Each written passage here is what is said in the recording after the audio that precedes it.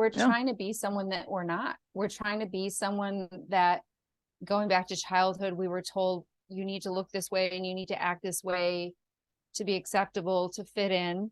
And then that message just gained momentum as we got older. And then if you're a woman, now as in the Western world, it becomes about how you look as a measure of your value and your worth. It's a perception that we have about ourselves. It's a perception that we carry with us wherever we go into relationships.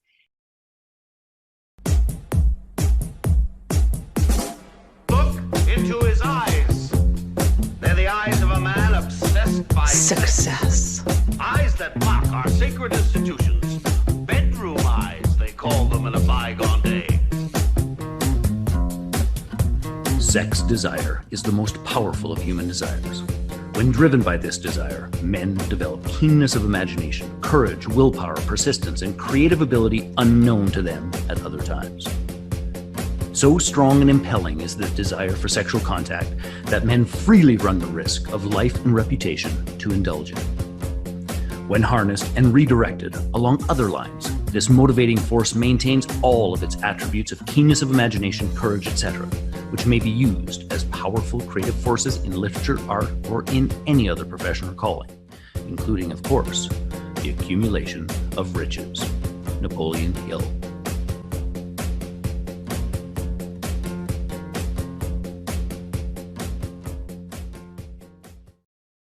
Hey there, peeps. This is Michelle Nedlick, your mistress in business.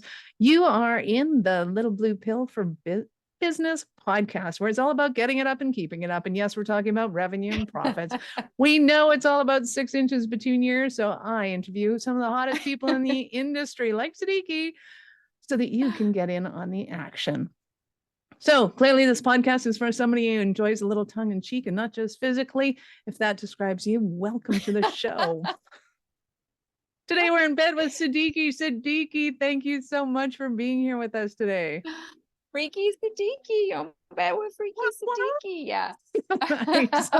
I've been waiting my whole business career to be able to say that on air. That was awesome. My husband would be mortified. Well, he's not right here right now, so let's not share that with him. Hilarious. So share with us, who are you, and give us a highlight of your business. What do you do? Oh, yeah. So my name is Siddiqi Ray. It rhymes with cheeky or freaky, depending on what context we're using. And I have been in business for over 35 years, self-employed. Yep. Have worked with, as a commercial photographer, I've worked with some of the biggest brand names. And I was the first female on staff at Target, at Macy's, at Dayton Hudson Marshall Fields, at the Associated Press, blah, blah, blah. And I eventually got sick of just being behind the camera and came out from behind the camera to just bring a message about how to perceive ourselves differently, how to make better decisions based on our intuition, and how to get over that conflict that we have with ourselves about how we perceive ourselves, and especially in this digital, online, saturated market of social media. How do you really stand out amongst the sea of sameness? I can't even say that you started when you were 2, because you don't even look like you were 25 yet. So. I'm 55. I've been at it. I've been at professional photography since I was 16. And then, had some life-changing experiences that helped me to integrate more of the woo side into the commercial side. So when you said blue pill, I was like, oh, are we talking Viagra, or are we talking the Matrix, or can we combine the two and take half of each? I'm pretty sure we've combined a lot more than just 2 of them, but sure, you can take whatever you want on the show. It's all yours. Awesome. So now in your services, who would you say is your ideal client, or who comes to you most? Who do you serve and support? Yeah. Who comes to me most are corporate leaders that are wanting to make better decisions. They're wanting to avoid the failures and frustrations that they've had by not following what I call your intuitive guidance system. And mostly they're women. that are looking at how can I go above the glass ceiling?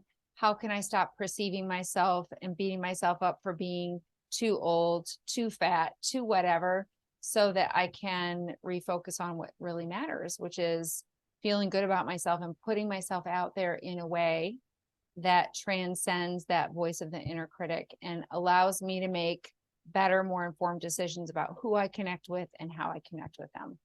Nice. I love that, because I do find that a lot of people stereotypically will say that older women gain weight because it's just the way it is.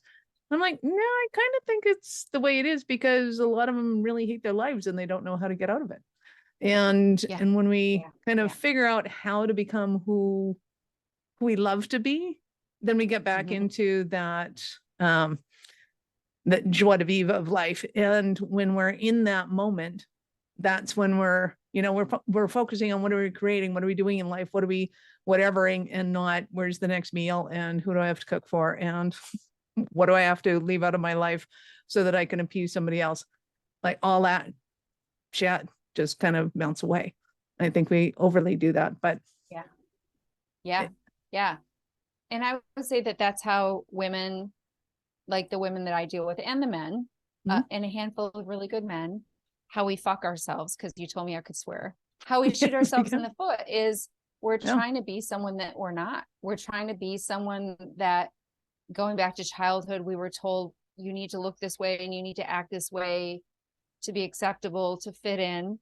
And then that message just gained momentum as we got older. And then if you're a woman now, as in the Western world, it becomes about how you look as a measure of your value and your worth.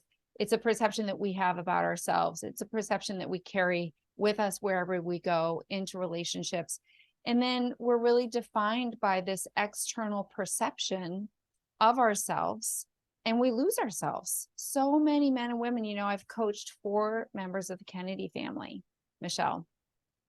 And it's so easy to lose yourself in the conversation about what's the next accomplishment that I need, what's the next degree that I need, what's the next thing that I need to do so that I can feel different about who I am, versus reversing the conversation. And it's like, who do I need to be to live my best life? I know that's an Oprah quote, but it works. Well, and I love it. And I don't think people realize that old money has even more rules on society than new money has. Like, we think new money and going to work and having women in careers is hard because there's so many stagnants to it. And it's like, old money's worse. Guarantee it. Oh, it's so, the confines on identity, when you get to that level of notoriety and when you get to that level of money. And I've dealt with a lot of really wealthy people and a lot of really famous people. I've photographed the Dalai Lama 15 times all over the world, for every publication you can think of. I've photographed Nelson Mandela. So I've done everything from really world's biggest spiritual leaders to some of world's biggest political leaders, and then all of the female and male leaders in between that are big decision makers. But we're making decisions from the wrong place. We're making it from our ego. And the more of the system and the structure that you come from, like the Kennedys, from the family of power, from the stature that they are, the more tied in you are to other people's perception of you, and the more lost you are as to what it is that's really going to make you happy in your life. Like, you've definitely taken the red pill and not the blue pill, and now it's just everything's limp. Your hair, your everything. Exactly. So when somebody shows up at a workplace and they go, oh my God, you have a pedicure. Oh my God, you use pink nail polish. You should really go and put on some closed-toed shoes. It's like, how do you break out of those confines when that's the level of stupidity that can happen in those places? That's a really great question. You're bringing up some post-traumatic stress for me. I was working for this major corporation, and at the time I had my nose pierced, and I had my nose pierced forever. And I had been a freelancer and nobody ever mentioned it. And then I got on staff, and like a month into me working for this major corporation in this really big job, someone from HR came along and they're like, you can't have your nose pierced. And so I combed through the whole HR thing, and I was like, oh, it's a religious thing. It's about my religious beliefs. And they're like, okay, they couldn't touch Can't it. question that. But it's interesting because Oh that my God. conversation usually comes up more about women than about men. Oh, of course. People don't usually scrutinize what men Absolutely. do or don't look like, but for some reason it's free game for the women. Like, yeah. And it's about self-objectification, really. And then it gets played out with these different filters and these different lenses in the workplace. But it starts with, there's a profound lack of confidence. The confidence level doesn't match the exterior accomplishment level. And it's especially true with women. I found it fascinating because I took a art course, and it was a mixed media art course, which means that you just take a bunch of stuff, throw it on a canvas, and call it art. Really, that's the extent of it. And you can make it a project. You make it look like something, or you could not. Right? That's the whole definition. And these women, very accomplished women, were all looking at, can I do this? Can I do that? Can I do this? Can I do that? And they were looking for the rules of what could and couldn't happen. It's like the whole definition of the entire course was do whatever you want with whatever you want. And it was like, we're so conditioned to think that it has to be a certain way. And if it's not this way, it's not going to turn out right. And if it doesn't turn out right, then you're wrong. And you may as well throw that in the garbage now and just walk away because you shouldn't be here. And one, how does it get that way? Two, how do we stop it from being that way, at least in our own lives? Sure. And is there a way to do that and still kind of have those businesses, or is that the leg where we go, okay, this entrepreneurial thing, it's time to look at that? I think that's a great question. Let me just first start by saying, wherever you go, there you are. So however you show up in corporate America, or at your job job, or in your relationship, or in your own business, you're going to bring with you everything that we've been talking about, your perception about yourself, how you think people are perceiving you. And depending on where you are, those things are going to affect you sometimes more profoundly and more acutely than others. But if you ask me, it's like, what is the goal? What is the outcome that we're all going for? Now, if you're in the business sector, people are going to say, I want to be successful. Well, what does successful mean? If you're in the personal realm, people are going to be like, I want to be happy. Okay, what does happiness mean? Right? It's these benign terms. And in the midst of trying to define those, we get stuck in perfectionism. We get stuck feeling like we're frauds and people are going to find out. And so how in the midst of all of that, do we stay true to ourselves and make decisions? And every time someone comes to me, I'm like, well, what do you really want? And invariably it's some kind of success, right? Whether they're entrepreneurs or leaders, some kind of different outcome to what they're getting. And if you deconstruct it all the way down, you realize they took the red pill. They took the pill that kept them stuck in everybody else's perception of them. And they never gave themselves permission to listen and follow that still small voice within. And the reason they're coming to me is because they've heard me tell these inspirational stories about all these global leaders that I've worked with, all these incredible situations that I've been in. And they're like, how did you get there? And I'm like, it was not a step-by-step formula. It was by following that small voice, the voice of intuition, that took me to the next unknown step that didn't fit into anything else in my well-constructed life, took me off that path and threw me into the wild. And when I was out there in the jungle of indecision and trying to find myself, these opportunities came to me. And so the thing that I start with is where we're trying to control the F out of things to get to a certain outcome, and loosening other people are controlling our too. Perception on that, saying, there's somebody else out there really that's controlling that to get that right. Is that really the true goal of everything? And honestly, the Kennedys are a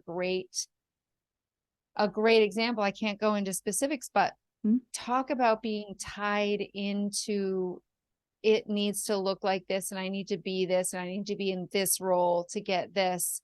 And all the while, is that really going to make you happy? Is that really going to bring you fulfillment and satisfaction? And in the end, it's like, no, it's not, because it's someone else's construct. Right. But at the same time, you don't follow those constructs and you get signed out of the will. Then how do you find those somethings? Well, and my mom came from old money. It was funny, but she was a rebel in the old money. She did everything to get out of there. But somehow, some way, she still says things like "you're out of the will," as if somehow there's something there of value. But it's like I'm pretty sure she heard that from her parents. Yeah, that notion that you're banished, Yeah. like you don't fit in, you don't belong, you're not getting the rewards anymore. Exactly. And that's everybody's baseline fear, whether it's the family system, the corporate system, or the system of I'm Society an entrepreneur out in the world. I'm not going to fit in. I'm going to be rejected. I'm going to be left out in the cold. I'm not going to survive. Absolutely. So when you're working with somebody, is there kind of a system that you go by to be able to help them start to confine these things? Because I know a lot of people go, I want freedom, therefore I'm going to take my car out onto the highway and I'm going to take it as fast as it can go. That's my idea of freedom. It's like, well, you can do that. It's probably not the best idea, but you could. So how do you take somebody to go that has to be in control of the situation, go, it has to be this way in order for me to get that right out of that confine? I wish it were as easy as I wanted it to be, which is just asking them, like, well, what is it that you really want? What do you want more of in your life, and what do you want less of? But the problem is that they're always going to come from the consciousness of their ego and their current image and their current understanding of themselves, which is only going to get them more of what they don't want. Exactly. And so sometimes I start there and I ask, and then I'm rooting around using my intuition, my intuitive superpowers, to find, like, what is the real block? What is the real block? And it always comes back to their perception of themselves and who they think they should be. So by asking this question over here about what do you really want, we bump up against the thing that is blocking them from getting that. And then we address that with neuro-linguistic programming, with binaural meditations, with all, doesn't matter what it is, but whatever magical things I can pull out of my toolkit to help them realize that it's their identity of themselves, their perception of how they're supposed to be, that's keeping them from getting what they really want. And they're not even letting themselves get to what they really want. They're blocked. So we have to work at the level of identity and perception, shift their identity, shift their perception. And luckily, I have this incredible gift that I got from the Dalai Lama that can help them do that more quickly, more effectively than anything else I've come across. Nice. I love it. So is there anything that somebody could do if they're listening to this and going, okay, I get it. I'm blocked. I get it. I'm causing my own reality, and something's got to shift here. Other than, and I'm sure they will connect with you, and they, we'll ask you about those connections in a little bit, but is there anything that they could do right now to be able to help them to identify kind of what is one thing that might be able to help them get unstuck, or one thing that they can move towards at least while they're listening to this and going, how do I do this? That's a great question. Yeah. So the first thing that can help them get unstuck and simultaneously move in a new direction, it sounds stupid, simple, and it is simple, but it's challenging, is to just observe and actually record and write down the messages that they're getting and what they're experiencing. So for instance, I'll give you a great, for instance, of one of my clients. She came to me and she's a really high-end business coach. She has a huge following. She has a 7-figure business. And she said, Siddiqi, I woke up one morning and I had this intuitive knowing that we needed to sell all our stocks. And she's like, and so I went to my husband, and after an hour of dialogue of him saying, how do you know what you know? And why are we doing that? And her saying, please just trust me on this. She was able to then, get the sign off from her husband. And then she called their broker and she's like, sell everything. And the broker talked her out of it and said, well, we can sell these things over here. And it was a $2.5 million loss. It was like right before the stock crashed. And so it was a painful experience of everybody else has the power to say yes or no. Everybody else knows more than me. I have to explain and justify myself to everyone. And that has cost me greatly. And that's just one example of so many examples I have of what it costs people to not trust themselves, to not trust their knowing. And so the first thing is to observe, is to start really clocking, oh, I'm getting these messages all the time about the direction that I really want to go. Like it's showing up on billboards and license plates, and it's just showing up all over the place. And I'm not paying attention.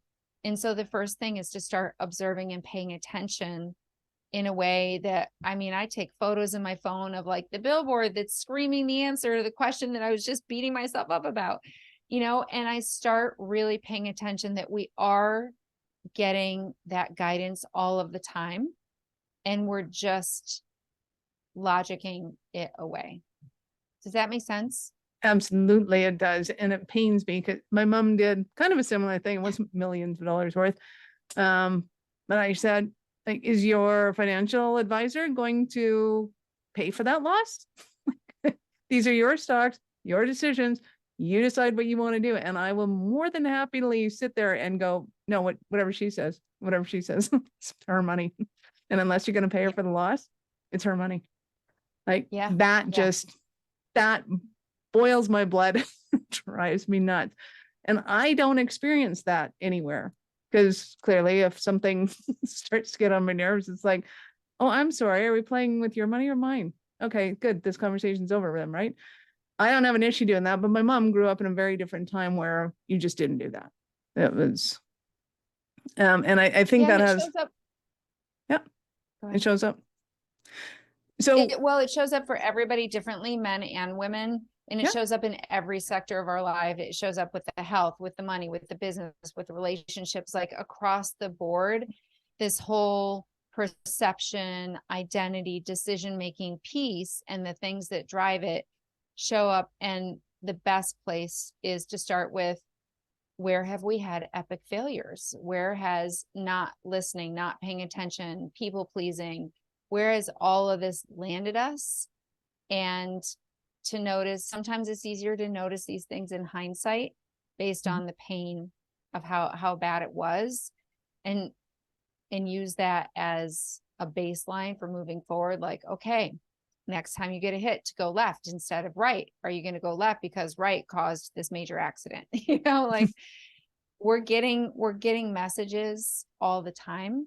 We have a perception system, and we just get so caught up in ourselves, in image, in doing it right, in pleasing, in, avoiding conflict, that we just screw ourselves every single time.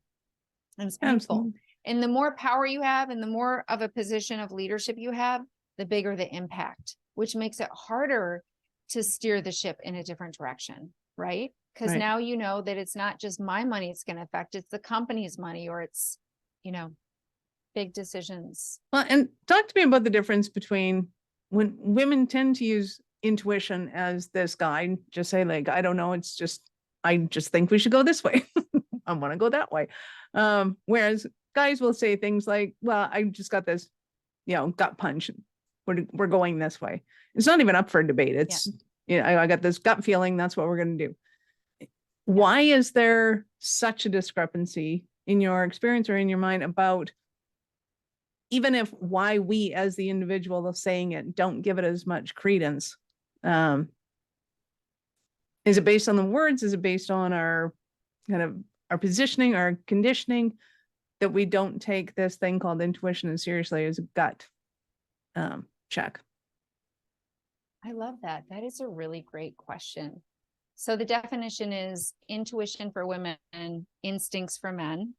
Mhm. And men go on their instincts when they're making decisions about, are they going to walk across the bar and have a conversation with that woman and ask for her phone number? Or are they going to follow their gut instincts that this is not the right person to hire, or this is not the right direction to go? Yes, they are. And when a man says, well, my gut, my gut hit on this guy, or my gut feeling is that we shouldn't go in this direction, people are like, oh, okay, that's coming from a higher authority. And like, he has the talking stick, he has the leadership position. And if he's saying that, he must have a proven track record in that working. Right. Right. Whereas if a woman comes in and says, oh, my intuition is telling me that's not the wrong direction, which, by the way, the majority of women that I work with would never say that, because they know better than to say that, because then that's Exactly. like, now you're in the That's witchy just poo, or, no. like you're like witchy poo woo, like you just Right. wouldn't bring it into the boardroom. These women know better than to bring it into the boardroom and into their high level decision making. However, they are following it, and they have to find a different way to bring it to the table, but they can't use that like gut instinct the same way that men can. So it's a gender issue, and it goes back lifetimes. Yeah, It yes, goes, does. well, it goes back into, we think of intuition as this benign force that we cannot quantify or describe. And so it falls under the realm of other than credible information. How do we know? How do we know what we know? Whereas the gut instinct is actually physiologically linked to literally the neuroreceptors in our guts. And so it feels more authoritative. It feels more real. It's really, they're kissing cousins. They're very close in nature. But it is the verbiage. So if you have a gut instinct, you just need to say, I have a gut hit on this. We need to follow it, versus my intuition is telling me, Just change the verbiage, go with it, and trust yourself. You're probably Yeah, right, and it won't matter in the end anyway. Nice. So Yeah, you've given us exactly. some great Exactly. stories. Can you give us a Cinderella story of one of your clients, kind of where they were at and what the transition was after working with you? Yeah. So one of my favorite clients came to me. She was in the C-level suite at a major corporation who you would know the name of.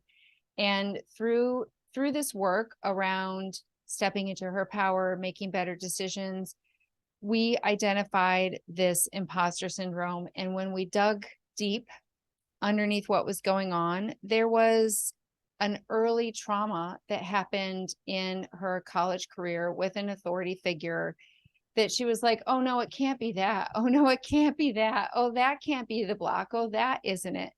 And after 2 years of getting moderate success with her in moving up the corporate ladder and getting the next the next degree from Harvard and the next PhD, she had 2 PhDs, 3 master's degrees. She kept not feeling like it was ever enough. And so I kept going back to, remember this thing that you mentioned back here? My gut instinct tells me it's what we need to address. And the problem was that it came into direct conflict with her status, with, who she was in the corporation. And she's like, but Siddiqi, I can't address that thing, because if anybody in my current position knows that if I bring that to the forefront, it's going to taint me. It's going to be like a big scarlet letter that I wear around this corporate job, and it's going to screw me and everything I've worked for. And I was like, is that true? Or could this thing be the key to you unlocking the next level of success? And she was like, I don't see how that could be true. So it takes a while for me usually to get clients there, but suffice it to say, after 2 years, she did trust me enough. She did have enough of a track record built up in this methodology.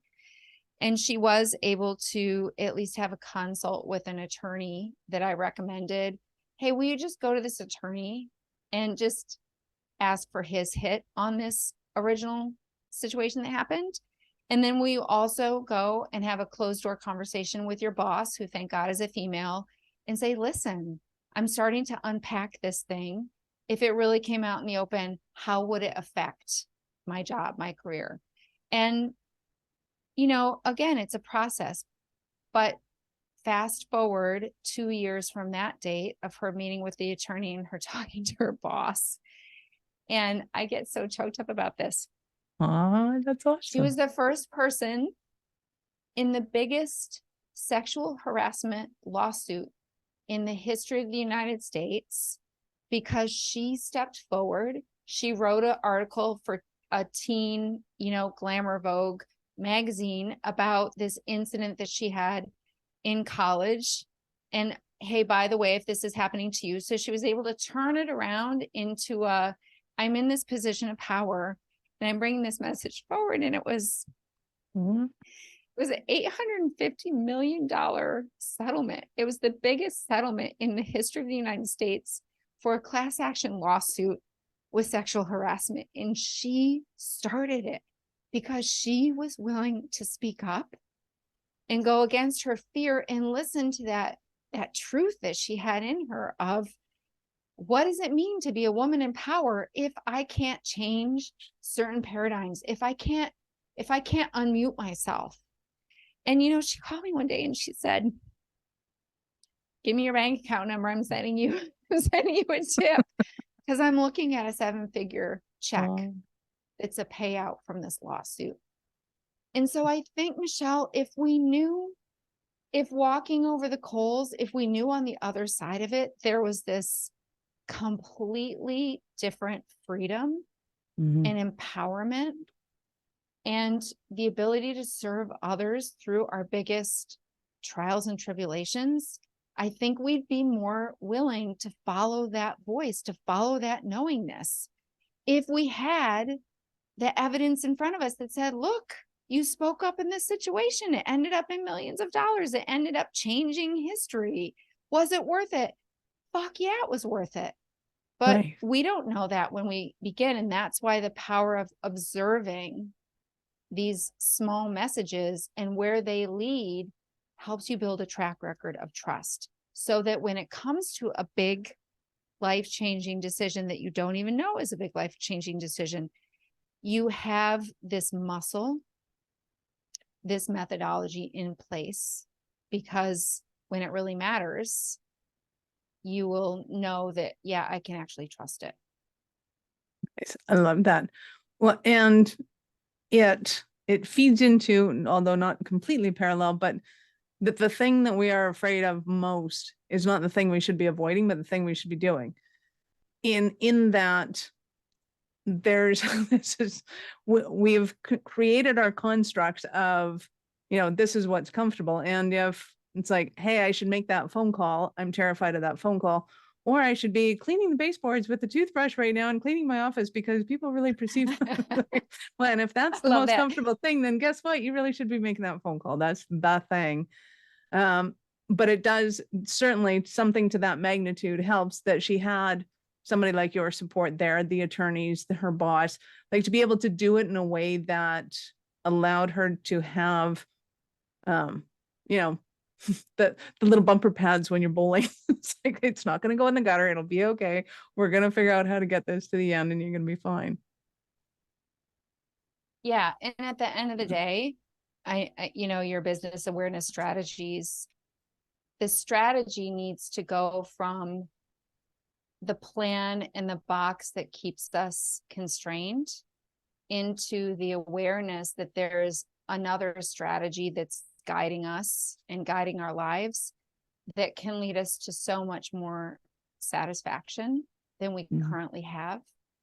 And I know that all of this might sound really benign and out there, but it's actually quite a simple process.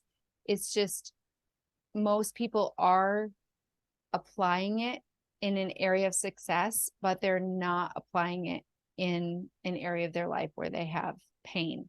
So they're trusting it here, but they're not trusting it here because they're caught up in their identity. Like, who would I be as as the head of PR for this major organization if they knew that I had gone through this? So again, it comes back to the decisions we're making are based on our current reality, our current identity, and they're keeping us stuck. So those are definitely some of the stumbling blocks that somebody might be having listening to this going, oh my God, Siddiqi, I need to talk to you so bad. So how does somebody start their journey with you? Because I know listeners are going to want more from you.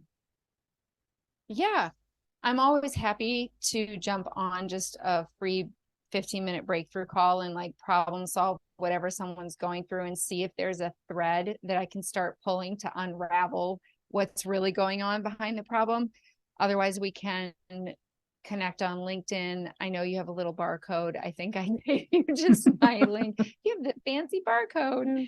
And just follow me. I'm giving out information all the time. I have a weekly show called Dear Siddiqi where people write in their questions and I use my intuition to answer them, kind of like Dear Abby meets, the land of woo.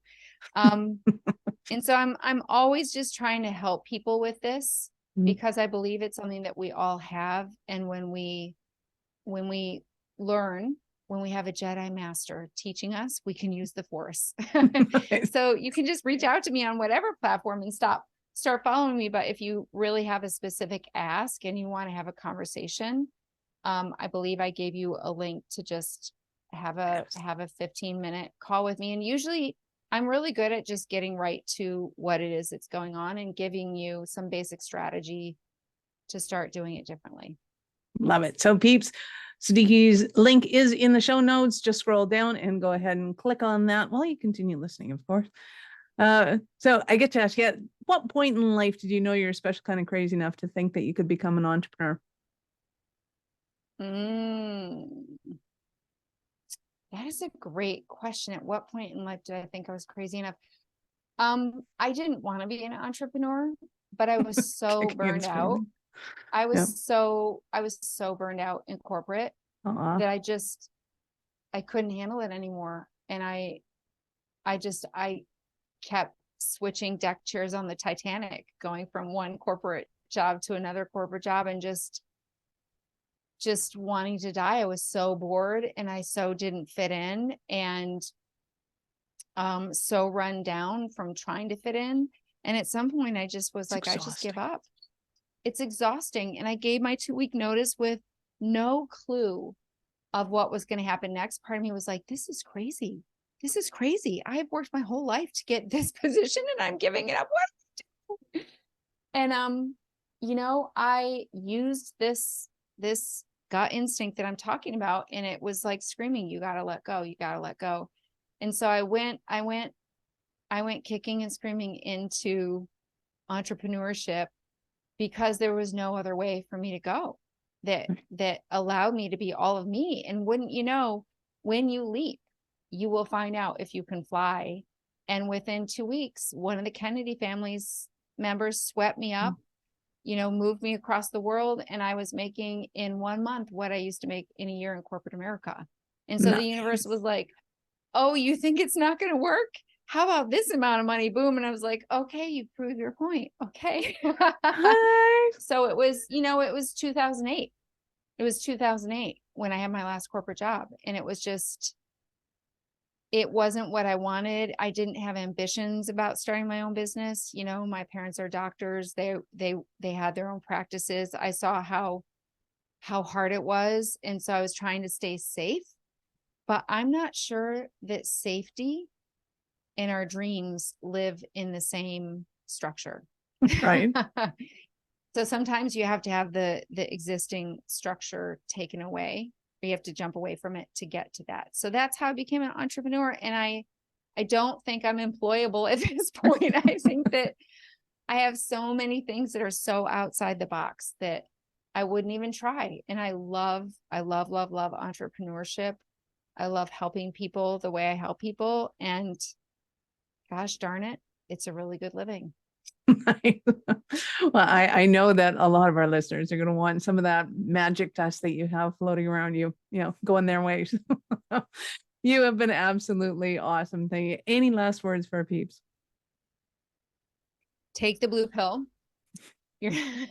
Whichever blue pill it is, it's going to be an adventure.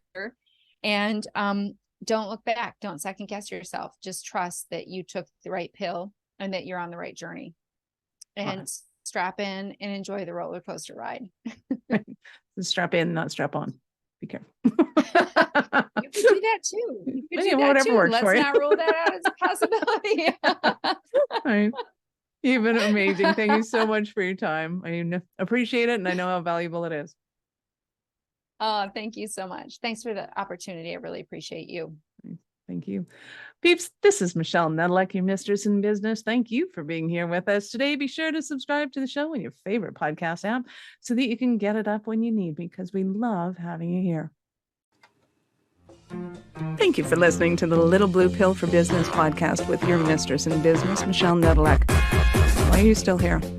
Go to littlebluepillforbusiness.com and get your goodies. If you enjoyed the show, be sure to share it with somebody else that you know would enjoy getting it up in business. After you subscribe to the podcast, of course, so you won't miss any future episodes. Now, check the notes for links. Oh, and only tell your wife if she's into this, entrepreneurship. And I'll see you both on the other side.